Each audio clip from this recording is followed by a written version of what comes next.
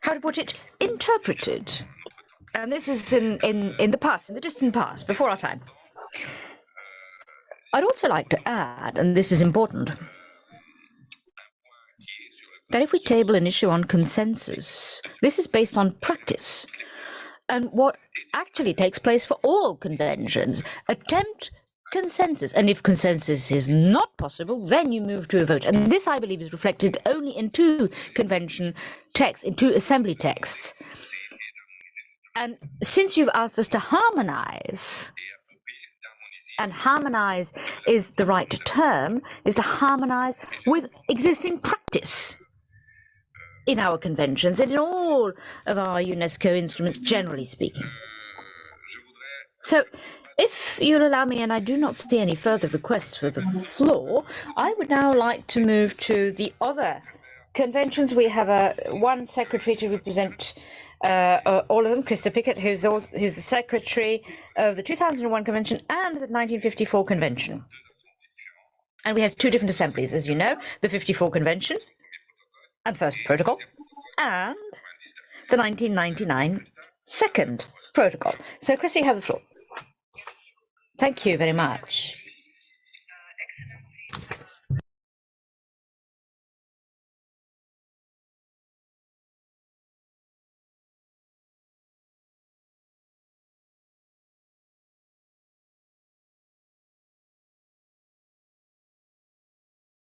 As its second protocol. You have already heard from the Director of Legal Affairs, as well as my dear colleague Toussaint, as concerns the model rules, but also the application or the adjustments introduced by the Secretariat in the Convention of the 2005.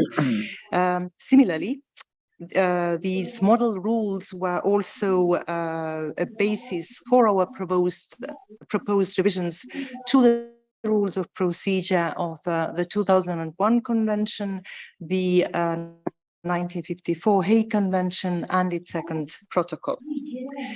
If we can have the slides on the screen, please. So the proposed revisions are presented in a separate working document. Actually, there are separate working documents that were sent to you on the 7th of April. And again, the revisions are presented to those concerning 2005 in the table that you see on the screen, and that has 3 columns.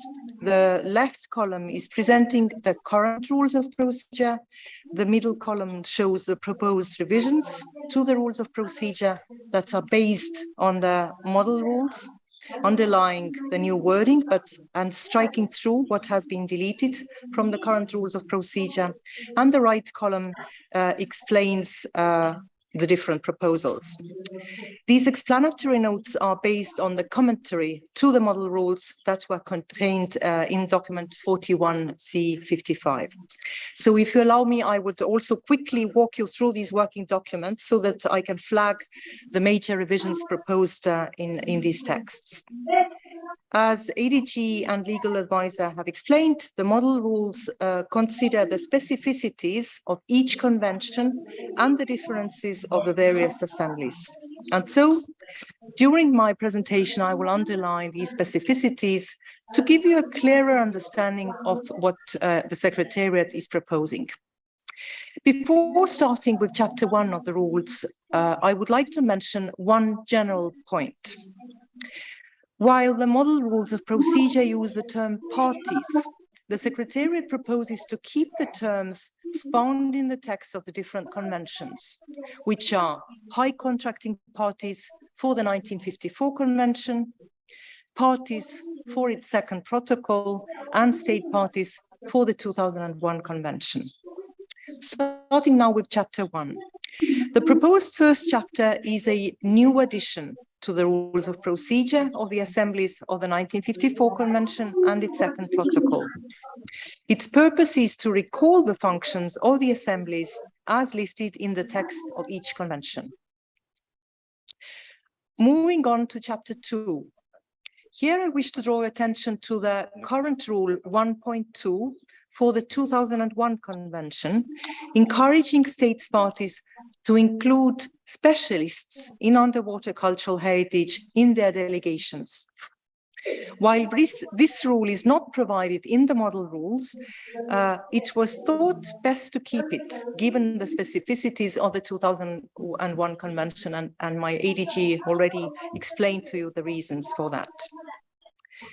As previously explained by the Secretary of the 2005 Convention, Rule 3 now includes 3 sub-rules, each defining a different category of observers. Let me draw your attention to the third category of observers found in sub-rule 3.3. This third category includes all observers that can participate in the work of the assemblies if invited by the Director General. Here the reference to other representatives or observers is proposed to provide flexibility to invite other personalities to the work of the assemblies, such as UNESCO chairs or experts.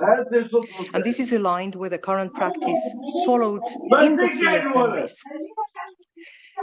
Moving on to chapter 3, on the organization of the sessions of the assemblies. This chapter codifies the usual practice by which the sessions are convened, their date and place are determined, and refers, when appropriate, to the relevant article of the convention.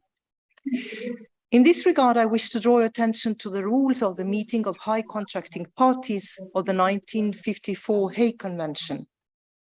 You may have noticed that some dispositions within this chapter deviate from the model rules, starting with Rule 4. This is because Article 27.1 of the 1954 Hague Convention lists specific conditions for convening the meeting of high contracting states without foreseeing a periodicity for the organization of sessions, nor the possibility to convene extraordinary sessions. Therefore, it wouldn't have been in line with the text of the 1954 Convention to refer here to different categories of sessions, namely ordinary and extraordinary sessions, as suggested in the model rules. In this regard, I wish to draw your attention to Rule 7.3 and Rule 25 of the Rules of Meeting of the High Contracting Parties of the 1954 Convention. Given that no extraordinary sessions are expressly foreseen for this meeting, it is proposed to provide that the provisional agenda and the working documents of sessions can be circulated as soon as possible in extraordinary circumstances. The reasoning behind this proposal is to allow more flexibility should the high contracting parties decide to convene an urgent meeting in a short time frame. This leads me to Rule 6 on the possibility of holding online sessions. Again, as indicated in the explanatory notes and as you can see on the screens, the rules of procedure of the General Assembly of the 2003 Convention, that was revised in July 2022, includes an additional paragraph, 6.4, that clarifies the voting procedures during the online session. Rule 7 describes the preparation and circulation of the provisional agenda, which, according to the practice of the 3 assemblies, is prepared by the Director General in consultation with the bureaus. I take this opportunity to recall you that the bureaus of the 3 assemblies are standing bureaus. As you well know, a standing bureau means that its members are elected by the assembly until the new bureau is elected at the following session. The consequence of this is that a standing bureau can meet in between sessions of an assembly. Now on chapter 4 of the bureau, this chapter addresses composition, functions, frequency of meetings of the bureau and elections of its members in accordance with the past practice and the current rules of procedures. Allow me to draw your attention to sub-rule 12.2. This paragraph aims to codify the procedure and criteria for the selection of the temporary replacement of the chairperson should he or she be absent during a meeting. This selection procedure is not foreseen in the rules of assemblies. Practice on this point varies between different assemblies and is usually based on the comparable rule in the rules of procedure of the committees. Accordingly, the Secretariat suggests following the same procedure followed by the Committee of the 1999 Second Protocol and the Committee of the 1970 Convention, whose rules of procedure provide, and I quote, "If a chairperson is unable to act at any session of the committee or bureau or part thereof, his or her functions shall be exercised by a vice chairperson in the alphabetical order of states members of the committee, commencing with the country of the chairperson." For the Committee of the 1999 Second Protocol, the alphabetic order is English, and for the Committee of the 1970 Convention, it's in French. Moving on to Chapter 5. Chapter 5 concerns the conduct of business of the assemblies. It provides notably the quorum, clarifies the procedure followed for the announcement of decisions taken at private meetings, foresees the procedure for the establishment of subsidiary bodies, including working groups, and addresses the different procedural motions that can be made during the proceedings. Now on Chapter 6. It is suggested to have here a standalone chapter on the working languages, which, as you know, are English and French for the 1954 Convention and its Second Protocol, and Arabic, Chinese, English, French, Russian, and Spanish for the meeting of states parties to the 2001 Convention and other assemblies. Considering a potential significant impact of the use of 6 working languages on financial and human resources of the Secretariat of the 1954 Hague Convention and its 2 protocols, the proposed Rule 24 maintains 2 working languages. It is English and French for the 2 assemblies, which will not prevent states parties from financially contributing to the interpretation of debates and translation of documents in other languages. This is aligned with the established practice followed in these assemblies. Also, under Chapter 6, it is proposed to codify the well-established practice on the distribution of documents and summary records. While the practice of the assemblies of the 1954 Convention and its Second Protocol has not been to approve summary records at the opening of its sessions, this is a recommendation expressed in the commentary to the model rules of procedure and already provided in the rules of procedure of the meeting of states parties to the 2001 Convention. Regarding Chapter 7, that concerns voting, here it is suggested to group all the provisions pertaining to the modalities and the conduct of voting based on the well-established practice of all 7 assemblies. The chapter starts with an important new rule, Rule 28, that aims to codify the well-established practice of all 7 assemblies to strive towards consensus whenever possible, and to resort to vote only when consensus cannot be reached. The model rules advise to codify this practice to ensure transparency and security in the decision-making process. Moving on to Chapter 8, as AGG has already recalled, the Secretariat is not suggesting to harmonize the rules pertaining to the election and terms of office of committee members, given that they are specific to each convention. Indeed, such rules depend on the institutional structure of each convention and are often governed by their respective texts. Accordingly, only minor modifications are suggested under this chapter. The aim of these modifications is only to ensure coherence in the terminology and wording used throughout the rules of procedure. Also, To finish with chapter 9 and 10, chapter 9 codifies the well-established role of the secretariat of the different assemblies, and chapter 10 codifies the well-established practice pertaining to amendments and suspension of the rules of procedure. Thank you very much for your attention. Merci, Christa. Thank you, Christa. Before giving the floor to the states parties, to the 2001 convention, to the 1954 convention and its second protocol, it is important to mention, as indicated by Christa, that during the work conducted for the 1954 convention, I'm speaking only about the 1954 convention, not the second protocol, we faced some complications in terms of terminology used in the 50s, which of course is not exactly the same as what has been used starting in the 70s. But as this terminology, very often in the text itself of the 1954 convention, cannot be modified, we have tried to comply with the specificity of the 50s. So indeed, it is the convention where the model has fewer rules, because there are some rules that we could not have, and Christa has mentioned a few, because we have no legal ground to propose some changes, because it would mean changing the convention. So we are not going to start this, because then you would need to ratify it again.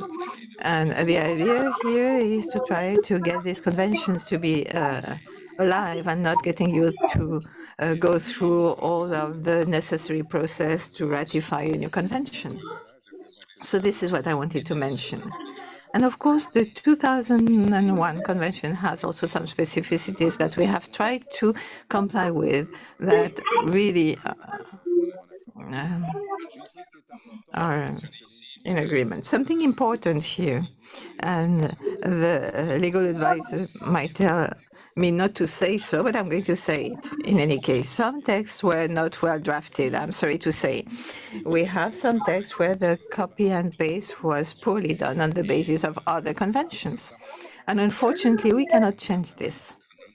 So we didn't even try to revise this drafting, but when we have some proposals regarding the rules of procedure, then of course we try to correct some terminology that was not, how can I say that, was not appropriate given the work that UNESCO conducts.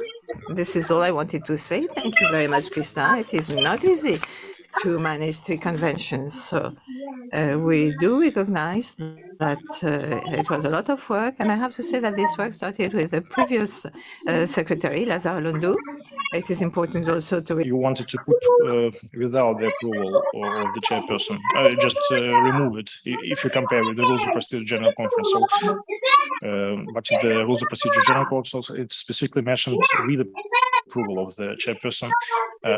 So we also wanted to ask about this issue, why you did like this, as I believe in general, usually during, for example, the drafting of the decisions, of the resolutions, the chairperson should allow the representative of the Director General to make a statement, for instance.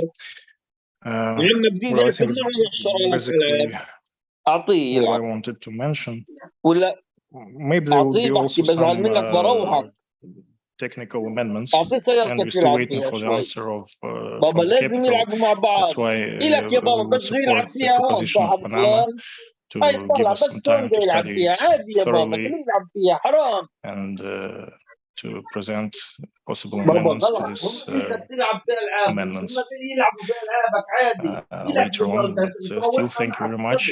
It is really a big job, and we appreciate it, and we want to work with you, with delegations before the next meeting of state parties to study it. Thank you. Very well. We will answer your question. What is good is that as for the Russian Federation is part only of the 54 convention, we have time because it's at the end of the year. So We are more busy with those who are in the north. Thank you. Saudi Arabia, please, you have the floor. Thank you, Mr. ADG. I would like first to thank you and thank your dear legal advisor and all the teams for the great work that has been done. I'm sure it required a lot of work hours, a lot of attention, and a lot of discussion. And we're very happy to see the document in front of us right now. Now, regardless whether we agree with the word harmonization or not, let's look at the context right now. I'm not going to get into details. I just have a reflection or maybe a question.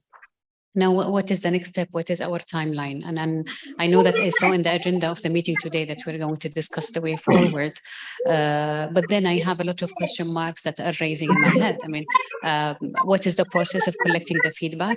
If we have contradicting views that have been on other ends of spectrum, how do we get to decide as it is a decision of member states? Do we get to have another document and then propose it again, et cetera, given the limited time frame that we're having? I think we need to address this thing here today. And I think also the suggestion of Her Excellency Ambassador of Panama might prove to be very useful to discuss this through the bureau of each assembly and then for it to go forward, rather than to create a cumbersome effort on the part of the Secretariat in this regard. Thank you very much. Thank you. And finally, Jamaica. It's online. Thank you. ADG, can you hear me? Yes, very well. How are you?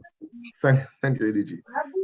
Thank you to the Secretariat and for hosting this very important meeting. And also, ADG, our best wishes from our Minister of Culture to you and to the Secretariat and our colleagues in the room.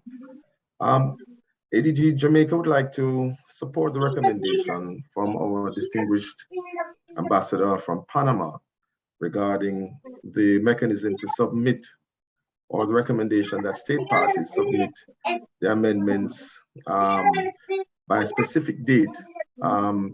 We can see where this would probably be a very drawn-out procedure here, and we support that recommendation that Panama has made. Each state party may, as you know, ADG, have their own unique concerns based, of course, on the particular convention. And we're suggesting that we go ahead with that recommendation that was put forward. Our colleague from Saudi Arabia also alluded to it, and we would concur with those recommendations, ADG. Thank you for your time. Thank you so much, and say a great salute to Olivia Grange, our dear Minister of Jamaica. OK, comme je ne vois pas d'autres plaques. I don't see other people wanting to take the floor, and so I will try to answer, and I will do it with Santiago, especially with the 42 questions from the Russian Federation. It's a joke. We know that there are specific preoccupations there.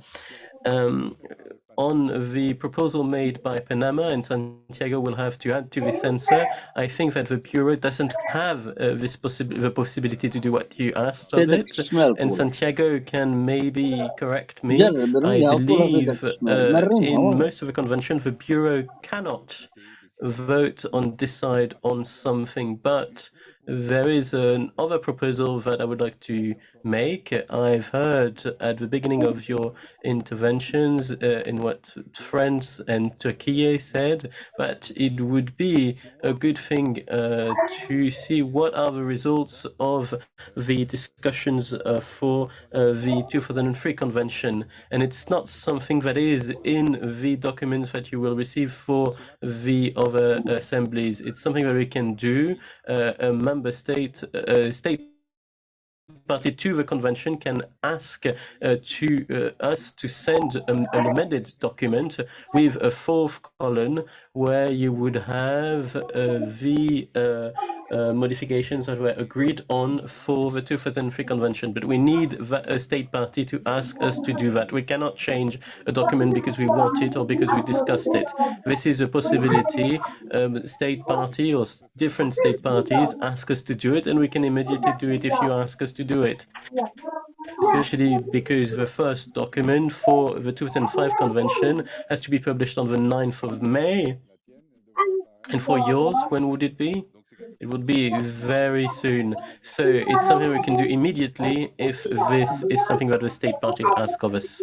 But this is only part of the answer. And I think the second part of the answer, and I think it's something that you asked and Saudi Arabia and Jamaica asked, is how can we be more active in order to have discussions in the Assembly that leads us to a consensus or to the closest possible point to a consensus, and use the time that we have in the different assemblies in order to just look at the points where there is a lack of consensus among the state parties to the different conventions. And I will give the floor to Santiago, maybe to answer what was said, what was asked by the Russian Federation, and also to see what would be the proposal to go towards that direction. One further element regarding what was said by the Russian Federation, there are different points that you have mentioned that are on substance. We are not aligning or harmonizing this with the rules of procedures of a general conference. This is not what you ask for to harmonize the conventions, not the basic fundamental text of UNESCO. So we're not going that direction. But of course, you can see how some of his decisions are aligned or not. But regarding the decision on online sessions that we have participated in during the very long hours of discussion in the executive board, we have aligned ourselves with the decision that you have taken. We are not inventing something new. It is, in fact, what you agreed during the executive board for online sessions. So we are not inventing something new. We are basing ourselves on the work that you did and discussed about for months on this.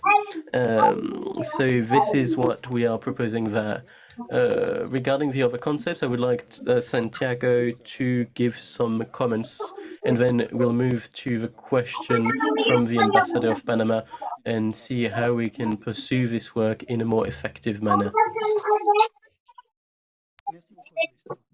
Thank you, Ernesto.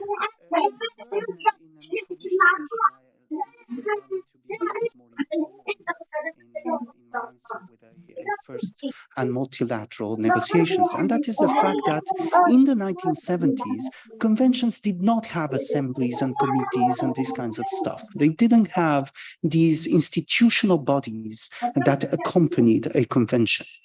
And in the 1970s, but especially in the 1980s and 90s, there was a phenomenon that was driven in particular by the environmental law conventions, a phenomenon in which suddenly the conventions started coming always with assemblies, always with these bodies that are in charge of the implementation of the convention. And that's why our Gen Z conventions are always having this assemblies and so on embedded in them. And then we have the 1954 convention, which is a boomer. And now the 1954 convention is a very specific case because it comes much earlier than the other ones, at a time in which even the idea of having these kinds of assemblies had not even come into the minds of those who had drafted those conventions. And that is what accounts for what Ernesto mentioned as being the difficulty that we faced when looking at the rules of procedure in trying to put in the words of 2023 something that was created more than 70 years ago. This is the reason why there's no reference to ordinary and extraordinary sessions. This is the reason why this is called a meeting of states parties and not an assembly. This is the reason why all these specificities in the procedure that you have are there. But the fact is that we are in 2023, and we need to take into account certain things that can have come in the meantime, such as consensus, for example, which is an invention from the 1970s, and so on and so forth. So we are trying, of course, to be at the same time respectful of those conventions as they were adopted at the time, but also make them instruments that can be effective for you to work in the 21st century. And that's the objective of the exercise. After this too long introduction, let me go specifically to the questions asked by the distinguished delegate of the Russian Federation. First of all, on Rule 6, online meetings, this is indeed what I would call a progressive development. This is not something that is provided for in the rules of procedure of the convention. And as you well know, this was an enormous difficulty that was found when we were in times of COVID. So Rule 6 is admittedly, and if you look at the rules of procedure, you will see that this is clearly stated. The model rules say it very clearly. This is progressive development. And of course, it's up to you as states parties to the convention to decide whether you believe that it is useful to have this provision. What is the value added of this provision? The value added of this provision is, I would say, not so much the introduction of the concept of an online session, because at the end of the day, after COVID, that is something that we have seen, but it is mostly how to decide whether there should be an online session, because you have suffered as much as I did the questions that were asked repeatedly as to how do we decide to have an online session? And the short answer I had to give time and time again is, I cannot tell you, because that was never thought of, and we have to create a procedure out of the blue. So Rule 6 aims at providing a procedure for you to be able to decide whether to have an online session in very, very extraordinary circumstances, because as you may have noticed, Rule 6, paragraph 1 actually reproduces terminology that was used with respect to the executive board and the general conference. This terminology of during periods of emergency or in exceptional circumstances rendering in presential meetings impracticable is actually taken word by word from the recommendations that were given by a working group in the framework of the executive board and the general conference of UNESCO. I now go to Rule 7.3 and why is the word extraordinary used there, and whether there's any other place where there is. Well, as a matter of fact, the word extraordinary is there to mimic the concept of an extraordinary session, which indeed is the terminology that is usually used. But as mentioned by Ernesto, because there are no, as a matter of fact, in the 1954 conventions, there's no ordinary or extraordinary sessions. They're sessions only. The sessions that you're having regularly, they're not ordinary sessions. Each time you decide to meet 2 years later, there's no provision in the convention that says that the meeting shall meet every 2 years. And the reason for that is because it's a boomer convention, right? It wasn't provided for at the time. So what you have here is you don't have ordinary or extraordinary sessions, you just have sessions that may be convened as expected, and sessions which may happen in extraordinary circumstances, and that's why the terminology 7.3 is there. With regard to Rule 11.3, 13.1, I'm sorry, Rule 13.1 about the quorum. And to answer the question from the distinguished delegate of Russia again, why is this written like this? There's a number of states parties to the 1954 convention. I'm not sure how many parties are there in the 1954 convention? 136. So those 133 states parties to a convention. So the quorum normally for a meeting to take place is half, is the majority, right? So you could say a majority of 133. If I were good at maths, I wouldn't be here. It must be around 60 something, right? 60, let's say 65. But let's imagine that out of those 133, there is 60 who could not come to the convention, to Paris because of COVID restrictions, for example, or whatever it is.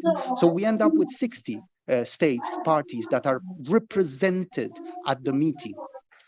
We will never be able to achieve consensus, the quorum, right? Because either everyone is there and we have the quorum, or each time someone goes to a bistro, then we lose the quorum. So this provision, which is found in every rules of procedure of all the other conventions, it is not found in the 1954 convention because it's a boomer convention. Once again, it wasn't thought of at the time. This is a provision that is common practice in all the other cultural conventions. I would say it's common practice in other conventions too. For the quorum to have, you need a majority of states parties that are represented at the session. In other words, a majority of those who are attending that session. Last but not least, Rule 35.1 with regard to the statements of the Director General. I read from the commentary of the model rules in that regard. Let me read from them. The rules of procedure of 6 assemblies provide, with minor differences in terminology, that the Director General shall participate in the work of the Assembly and make statements at any time. The only exception is Rule 15.2 of the Rules of Procedure of the Meeting of States Parties of the 1954 Convention, which doesn't make reference to the fact that the Director General shall participate in the work of the meeting, and it rather provides that statements being made by the Secretariat subject to the chairperson's approval. But in any event, the common practice is for the Secretary and the Director General, and I believe Krista also in this convention, or his representative, to participate in the meetings not only of the Assembly, but also of subsidiary bodies and the Bureau, and to take the floor if, of course, if this is granted by the chairperson, because the chairperson has, as per a prior rule, the authority to give or not give the floor to any speaker, actually, including the Director General. I believe this answers all the questions. My apologies. The procedure stuff. Yes, of course. The distinguished ambassador of Panama, the question about how to proceed. So the most important thing here, in my view, is that you need to be in the driver's seat, right? You are as you rightly pointed out, Ambassador, you are the states parties, you are the ones that need to be placed in the best position for you to decide. However, of course, for this to happen, we need to ensure that this opportunity is given not just for the people who are here in the room today, but to all the states parties to each convention concerned. And as you may see, not everyone is represented here, and those who are absent here actually expect that nothing that will happen in the upcoming assemblies will happen not in conformity with the rules, right, at the end of the day. So what happens normally? Normally, the Secretariat provides you with working documents with a draft decision. And in this case, that will be the case, right? There will be a draft document with a draft decision, which will only have the particularity that it will be accompanied by an annex that will contain the rules of procedure. And of course, under the rules of procedure, you states parties have the possibility to propose amendments. You can propose amendments even in advance of the meeting. You may propose amendments that shall be considered by the assembly when it meets. So that is a possibility that is provided for you. There may be a possibility that, as Ernesto pointed out, indeed the Bureau doesn't have that power, but I do note that in the 2001 convention, the Bureau did take a look at the rules of procedure prior to do that. It will not be able to decide because the Bureau is not a deciding body, but it might be able to do some sort of groundwork in advance. And of course, you also have the possibility to hold informal consultations because at the end of the day, this is something that needs to be from states parties to remain, as I was saying, in the driver's seat. This is something, the details of which, of course, can be discussed with each of the secretariats concerned in order to find something to respond to what I believe is a very legitimate concern expressed by the distinguished ambassador of Panama. Thank you very much, Ernesto. Merci, Santiago. Thank you, Santiago. And to go on further, I would like to remind you something, an historical reminder, because we're always talking about historical memory of UNESCO. I would like to remind you that the 1954 convention at its first meeting of the high contracting parties in 1962. And the second one was in 1995. So we had to wait 33 years for the second meeting. And what we're trying to avoid is that tomorrow we'll wait 33 years between two meetings, because the practice today is to have it every 2 years, because all the conventions make it so. But there's nothing in the text. You could say there's no money to do it, so we wouldn't have a meeting. But it's not the idea, because this convention is leaving today, and we're working on the work that happens also in peacetime, not only during conflicts. So, as Santiago said, we should be really using the instrument of the 21st century to go on further in our work, to go forward.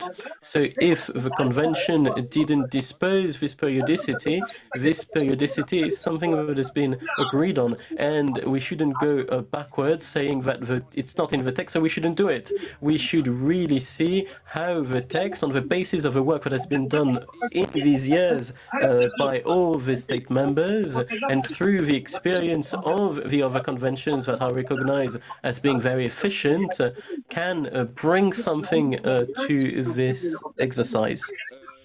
And also, according to answer your question, there was a proposal, a specific proposal regarding what is necessary to review the drafts that will be sent to you, to have this additional information regarding the work that was already done by more than 180 state parties in a specific convention. So I understand that it is a specific convention, this 2003 convention, but as you see, 90 or 92% of the text has gone through consensus.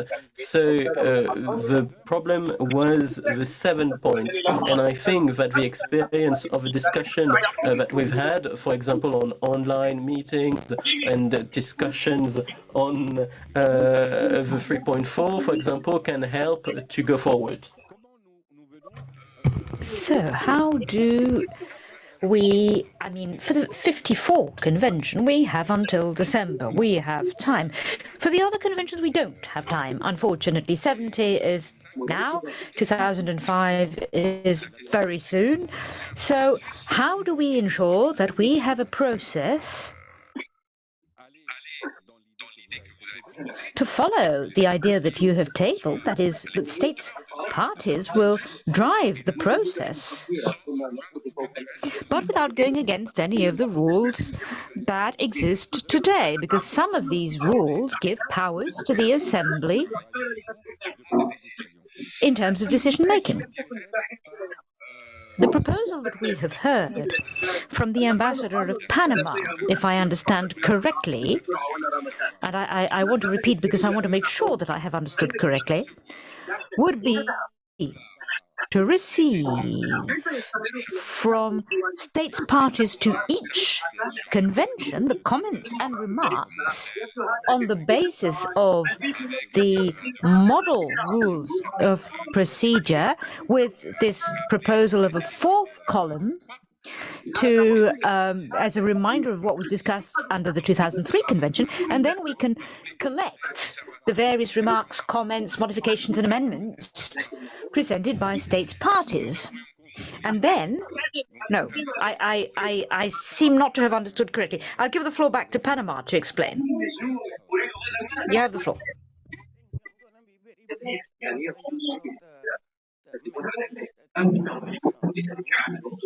Telling us to remove the cars from outside because there's a manifestation and our cars might be affected.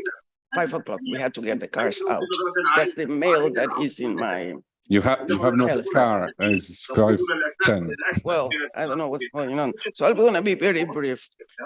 I have to assume that Rule 19 in terms of draft resolution and amendments is valid today.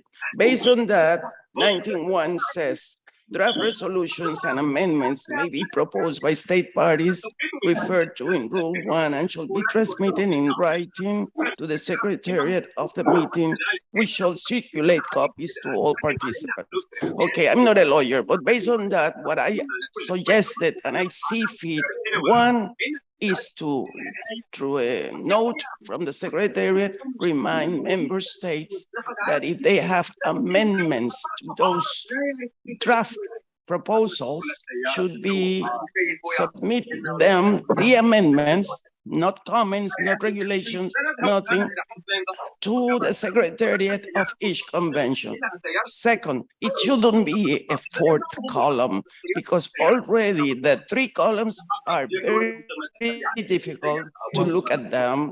We shouldn't add a 4th column. What we would have are amendments submitted. Let's say the delegation of Panama submitted 4 amendments, and this will be circulated to all the member states of that convention. And that's all. When it comes to the meeting, everybody will have in hand what are the amendments that Panama would like to see and discuss. And the chair of each assembly or member states party meeting would decide with the Bureau how to go about these amendments. Either they are submitted each one, or if there's no objection to them, they will be accepted. But it's very simple. I need to know who is interested, for example, in amending that article that talks about consensus, that is taking us to consensus, and then we'll vote. No, for example, in my case, I don't agree with that. But I would like to share the view of my delegation. The same way I would like to know what the other delegations think. So it's very simple. Because based on Rule 19, I think Mr. Yalpando would agree to that. Is let's say the legal support behind my proposal. Thank you.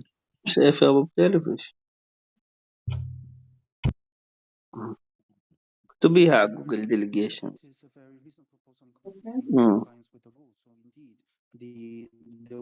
There is a work document. It contains a proposed decision with the rules of procedure.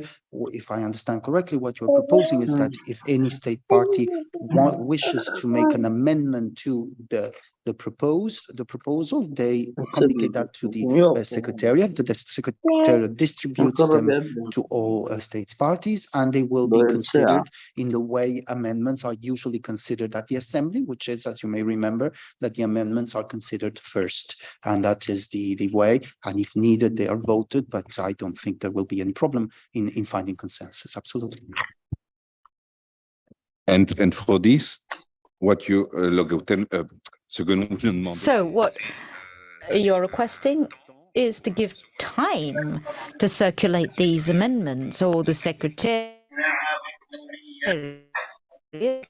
be able to circulate them. We need to have a deadline. We need to know how many days, how many weeks to receive the summary of all amendments that will be tabled. And my only question is on the basis of the experience that we have on previous occasions, because there are 2 parts to your question. First, what is most effective?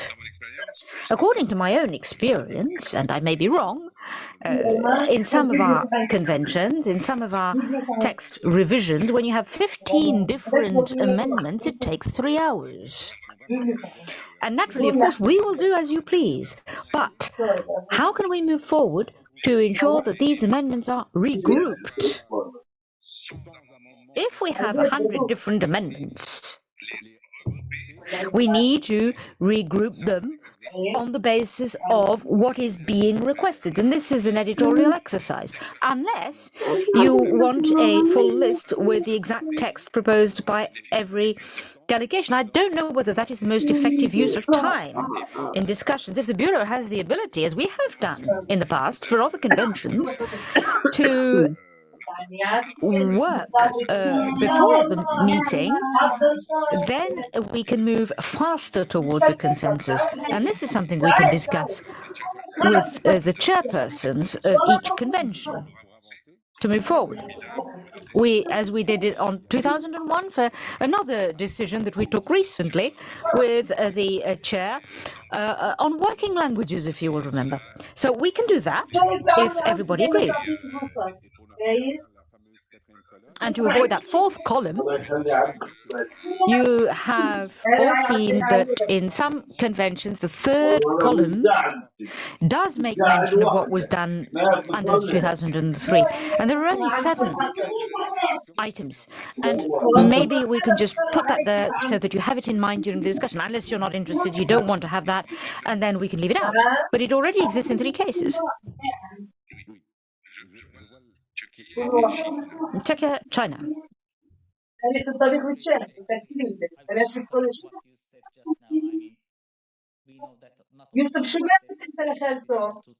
Convention I said in my earlier intervention, but it gives an idea about the possible amendments that could be proposed by the same member states during the discussions at the 2003 convention, because at least for my delegation, it will be the same amendments on same issues. So for the rest of the delegation, it could give an idea about the agreement that was reached. Of course, they can still introduce additional amendments, but at least this could be a reference point, at least in terms of wording, maybe. So I would find, as you know, we decided to circulate 1970 Convention Rules of Procedure as an unofficial document, just to give an idea. So it could be the same case as an information document, or even not an information document, but a reference document. So that could be useful for the rest of the delegations that we think. Thank you. China, please. I'd like to just briefly thank everybody, the secretariat and also colleagues who have contributed to the discussion today, which is very useful for us. So to my understanding, the column 4 in the revised document should include the reference of 2003 convention, what we have agreed upon within the framework of the 2003 convention with regard to the rules of procedure there. So that will, to us, be more efficient in facilitating us to understand better what has been discussed and what we have already agreed upon. Thank you.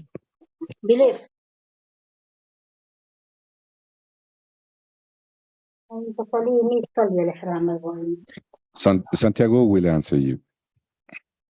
In response to the distinguished delegate of China, I believe that you're correct, except that I believe that in the latest iteration, it is not in the 4th column, but it is in the 3rd column that contains the commentaries, right? It will be there, because this idea of a 4th column was found as being already too complicated. So if I understand correctly, the idea would be to propose an indicative deadline for states parties to propose propose their amendments so that they can be maybe, for example, distributed in a consolidated manner so that you don't have 100 different documents. There would be one document that would contain all the amendments proposed by states parties, and then these amendments will be considered as amendments are usually considered in the framework of the assembly concerned.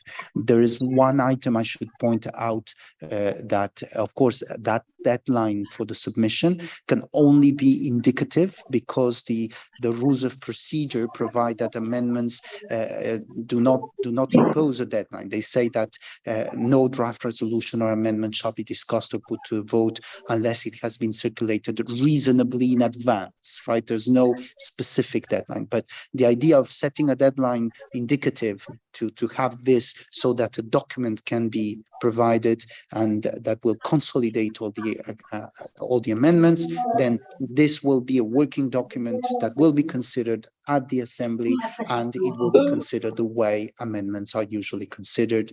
First the amendments, then either the amended text or the non-amended text. Of course, a state party to one convention may propose to make an amendment that is based on what was done in the 2003 convention, right? That's something you can do. You can say, well, I agree with what was done in the 2003 convention, and I propose that on that basis, this be added as an amendment to, for example, Rule 6.4, etc., etc. I believe that answers the question. Thank you. Oui, merci. Thank you, Santiago.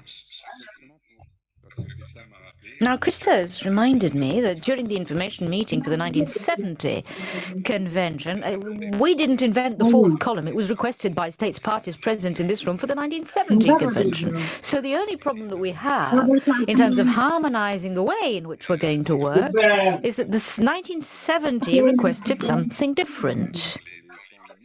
And in the limited time we have, unless we do it now, but the states parties of 1970 didn't request it, this process that is being requested for 54. And for 54, let me again state, we have more time.